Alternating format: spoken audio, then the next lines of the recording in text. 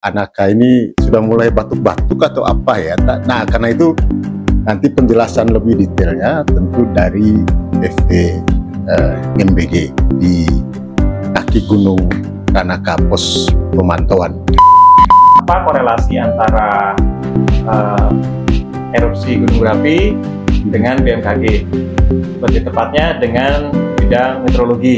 Ya, jadi kalau nanti terjadi erupsi, maka erupsi itu akan melepaskan partikel-partikel ke atmosfer angkasa. Sebaran api vulkanik itu mengganggu lintasan, maka daerah-daerah penerbangan itu otomatis akan terdampak.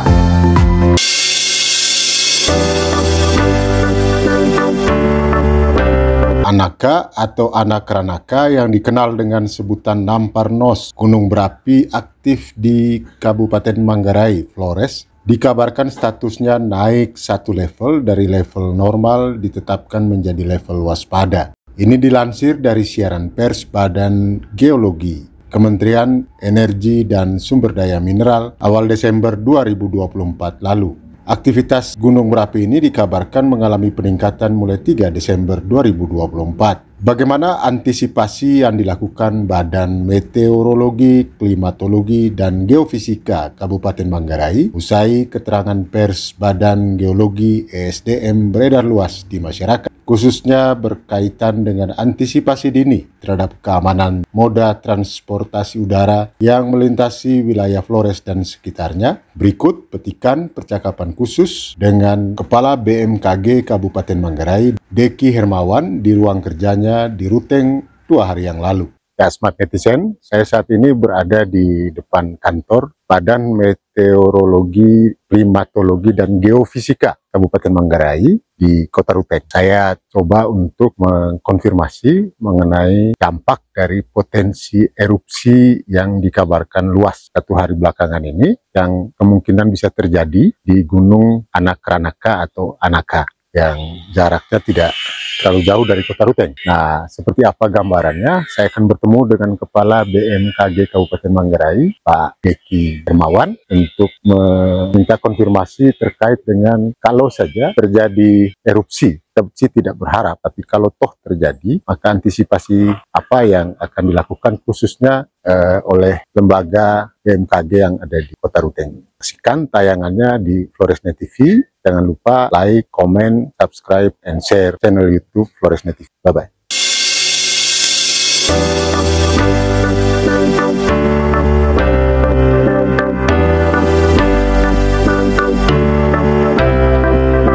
Ya, Smart Netizen, Floresnet TV, saya berada di kantor BMKG Kabupaten Manggarai. Saya bersama dengan Kepala BMKG Kabupaten Manggarai terkait dengan cukup luas beredarnya informasi tentang potensi erupsi yang akan melanda kabarnya begitu di Gunung Anak Ranaka.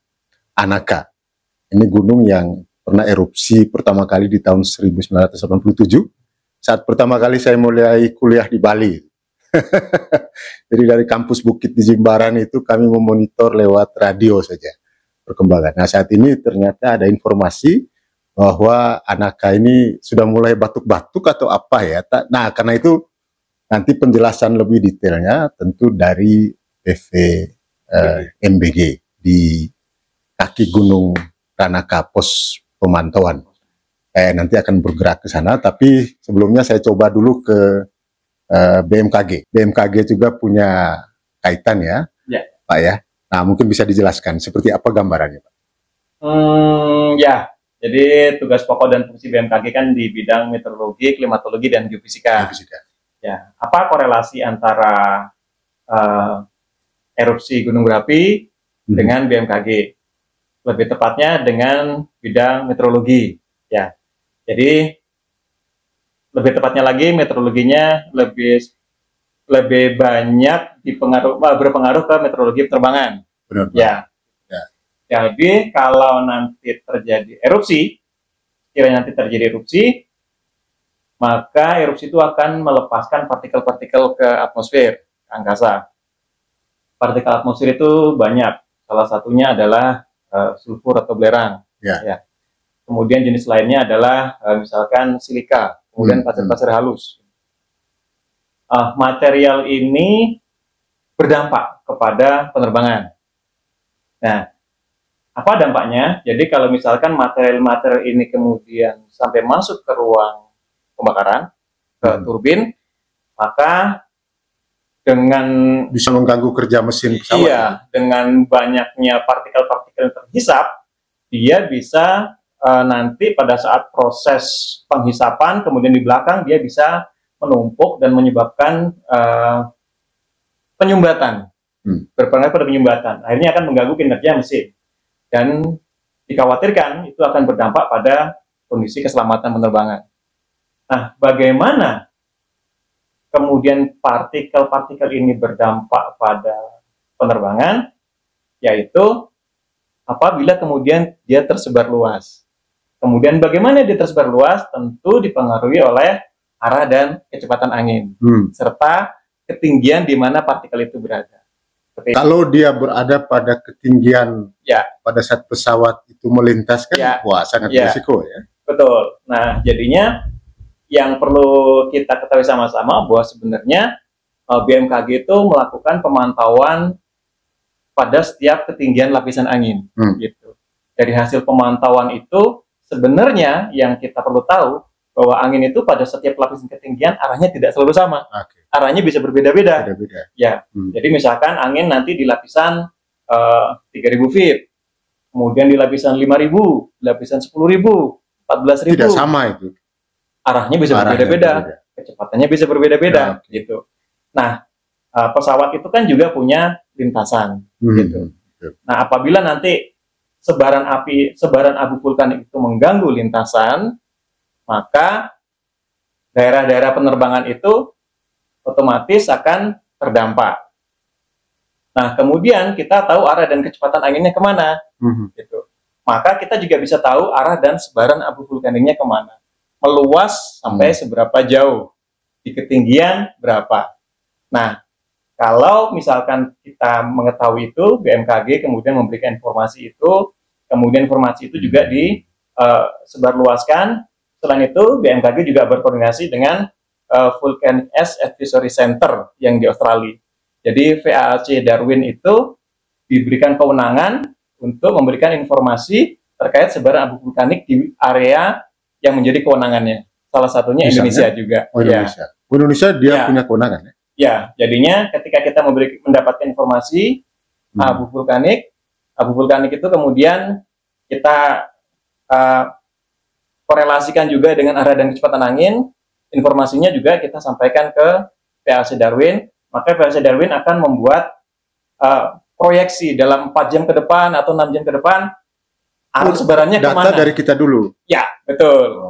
Jadi data inputannya dari kita, kemudian kita dia ngolah kembali. Iya, betul. Seperti itu. Nah, kemudian informasi itu disebarkan ke seluruh dunia atau ke dunia penerbangan. Sehingga demikian dunia penerbangan tahu daerah-daerah mana yang tertutup oleh sebaran abu vulkanik. Sehingga penerbangan bisa terhindarkan dari kondisi seperti itu.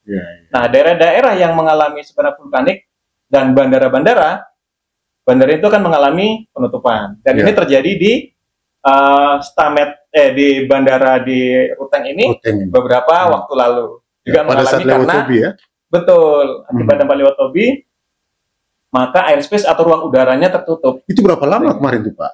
Sampai kalau kemarin sempat buka tutup ya, buka tutup. Jadi mungkin sekitar 3 atau 4 kali buka tutup seperti itu, dan mungkin bisa lebih ya waktu itu.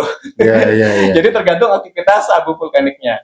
Demikian juga jika nanti mudah-mudahan tidak terjadi di Ranaka. Otorita bandara kemarin juga mendapatkan informasi dari sini dulu. Iya, betul. Untuk kemudian mengambil keputusan apakah. Betul. Jadi saat pengambilan keputusan itu biasanya kita lakukan collaboration decision making. Jadi pengambilan keputusan berdasarkan kolaborasi dulu. Ya. Jadi informasi sebaran abu vulkaniknya kira-kira di mana, arah kecepatan anginnya seberapa kencang, kemudian meluasnya sampai mana, dan kira-kira berdampaknya berapa lama. Biasanya itu menjadi dasar untuk pengambilan keputusan buka atau tutupnya bandara. Jadi kembali ke informasi tadi itu ternyata BMKG itu lebih pada kalau potensi erupsi itu kemudian menjadi erupsi, gitu ya. Lalu kemudian, iya, jadi ketika sudah erupsi dia akan menyemburkan ya partikel ke atmosfer. Nah, sampai situ karena ada arah dan kecepatan angin yang menjadi ranah BMKG, maka BMKG melaporkan kondisi seperti itu. Tapi koordinasi dan komunikasi dengan BMKG itu juga apalagi ada informasi. Ya, benar. Jadi BMKG itu membuat informasi. Jadi ketika terjadi erupsi, BMKG itu akan membuat informasi jika terkait dengan penerbangan, membuat informasi namanya FONA. Jadi bisa diterjemahkan bahwa FONA itu pemberitahuan tentang sebaran abu vulkanik yang teramati. Nah, kira-kira seperti itu. Itu terkonfirmasi juga ke sini. Dan itu disampaikan ke stakeholder. Jadi ya ke BMKG, ke Dirjen Perhubungan Udara seperti itu. Kemudian mungkin juga ke Airnav gitu. Kalau antisipasi yang coba dilakukan, kalau saja kita tidak berharap, tapi kalau saja sewaktu-waktu ini tiba-tiba betul-betul terjadi, apa yang dilakukan oleh BMKG? Ya, sebenarnya kalau dari sisi yang pertama itu kan kewenangannya di BMKG ya. Jadi mereka lebih mengetahui nih aktivitas seperti apa dan berapa lama. Ya, seperti itu. Nah, kalau dari sisi kami, jadi yang pertama kalau di meteorologi penerbangannya memberikan informasi tentang sebaran arah dan kecepatan angin pada abu vulkanik tersebut. Kemudian yang kedua, mudah-mudahan tidak terjadi ya. Mudah-mudahan. Ya, ini apabila nanti misalkan tumpahannya banyak, artinya lahar yang dikeluarkan itu banyak, dan mengingat sekarang ini kan sudah mulai memasuki penghujan. Ya, kita berharap mudah-mudahan nanti lahar dinginnya. Jadi kan sudah lahar dingin hujan, kita bisa membayangkan nanti dampaknya seperti apa. Nanti mungkin rasanya kami memberikan informasi tentang kondisi hujan pada saat misalkan terjadi gunung berapi melakukan erupsi. Jadi rasanya nanti akan ada tim yang berkompeten, misalkan dari pihak BMKG memberikan informasi mengenai daerah sebarannya, daerah alirannya, kemudian potensi banjir misalnya gitu. Iya, kemudian yang untuk melakukan cepat tanggap atau tanggap darurat juga sudah bisa mendapatkan informasi daerah-daerah mana saja yang terdampak sehingga bisa dilakukan reaksi cepat. Kira-kira seperti itu. Nah, jadi karena tadi disinggung oleh Pak Kepala BMKG ini terkait dengan curah hujan. Nah, mungkin juga ini kan musim hujan juga ini Ruteng. Nah, gambaran tentang curah hujan yang cukup tinggi belakangan ini memang sampai kapan ini? Kalau kita perhatikan hari ini sudah mulai memasuki bulan Desember. Nah, wilayah Kabupaten Manggarai sebenarnya kalau bulan kemarin itu sudah lengkap, semua sudah mulai memasuki musim penghujan. Gitu. Kemudian tidak ada yang luput ya dari curah hujan. Jadi wilayah di Kabupaten Manggarai itu dibagi menjadi 3 zona musim. Gitu. Jadi tidak semuanya memasuki musim penghujan di waktu yang sama. Jadi yang pertama kali memasuki musim penghujan pada periode musim hujan 2024-2025 ini adalah daerah Manggarai bagian tengah, termasuk Ruteng. Ruteng, Cibau, WRI. Nah, sementara Riau adalah bagian yang kalau tidak salah terakhir memasuki musim penghujan. Jadi sekarang musim kering. Dasarian 3 Desember memasuki musim penghujan. Jadi kalau kemarin baru berpancaroba, ini sudah baru memulai. Dasarian 3 kemarin sudah memasuki musim penghujan. Nah, kalau berapa lama? Kalau di selatan Manggarai? Kalau di wilayah bagian tengah, di wilayah Manggarai bagian tengah, itu bisa sampai bulan April. Oh, kalau di Manggarai tengah sampai April. Tapi kalau bagian di utara atau selatan, dia berakhirnya musim penghujan bisa lebih cepat. Jadi mungkin bisa berselisih 10 hari atau 20 hari lebih cepat. Seperti itu. Kalau di barat sama juga. Kalau di barat masih memasuki bagian tengah. Kecuali Satermese bagian barat ya. Nah, itu yang termasuk bagian selatan, dia kondisi lamanya musim hujan itu lebih sedikit daripada Manggarai bagian. Terus curah hujan di Ruteng ini, itu kan ya dianggap lebih tinggi ya ketimbang daerah lain. Apa betul seperti itu gambaran? Jadi secara umum curah hujan itu kan bisa karena beberapa hal. Ya. Jadi satu, misalkan yang secara umum karena pola monsunal. Ya. Pola monsunal itu biasanya memasuki musim hujan, kemudian masuk musim kemarau. Jadi kan monsun barat dan monsun timur. Kalau monsun barat berarti berkorelasi dengan musim hujan. Nah, sekarang sedang monsun barat, berarti berkorelasi dengan musim hujan. Gitu. Kemudian hal lain adalah misalkan kondisi dinamika atmosfer, ada yang kita sebut sebagai gelombang equatorial Rossby wave. Nah, kemudian Madden-Julian oscillation itu sedikit banyak juga berpengaruh terhadap banyak variabelnya ya. Tiga adalah faktor lokal. Kita ini di tempat ini ketinggiannya sekitar 1143. Artinya kita ini dataran tinggi gitu. Nah, pola lokal itu adalah jika kalau pagi hari penguapan tinggi di pantai terbawa sampai ke lereng gunung. Jadi pada jam-jam tertentu, jam 11 misalkan penguapan sudah cukup optimal, biasanya pola awan sudah mulai banyak dan biasanya jam seperti jam-jam seperti ini sebentar lagi mungkin hujan. Jadi sebenarnya terpola di wilayah ini. Nah, itu yang menyebabkan curah hujan kita di wilayah Manggarai bagian tengah menjadi lebih tinggi dibandingkan daerah yang di utara maupun daerah bagian. Karena kondisi alam ya memang sudah mengakibatkan seperti itu. Jadi wah, ini informasi tambahan yang menarik gitu ya. Karena juga masyarakat awam, saya keliling-keliling juga bertanya-tanya itu. Ini curah hujan kita nih kok seperti ini. Termasuk ya informasi ini melengkapi paling tidak informasi yang satu hari belakangan ini terutama beredar tentang Gunung Anaka yang kabarnya akan meletus gitu. Ya. Nah, informasi lengkapnya nanti akan saya konfirmasi kepada institusi yang lebih pas untuk menjelaskan itu di pos pemantauan. Jadi, terima kasih banyak ini, Pak. Sama-sama. Informasi ini saya kira bermanfaat untuk masyarakat kita di Manggarai, khususnya di Kota Ruteng. Terima kasih. Bye-bye.